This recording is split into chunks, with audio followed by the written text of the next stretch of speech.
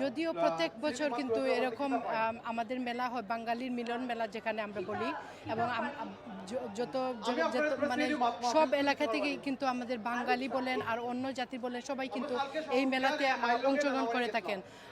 আজকে আমিও আসছি এখানে, এবং অনেক কিন্তু ফুড নিয়ে ওইখানে ছিল, যেমন পানিপুরি, চটপটি, ওইগুলা সব কিছু আমাদের মানে পছন্দের খানি ওগুলা।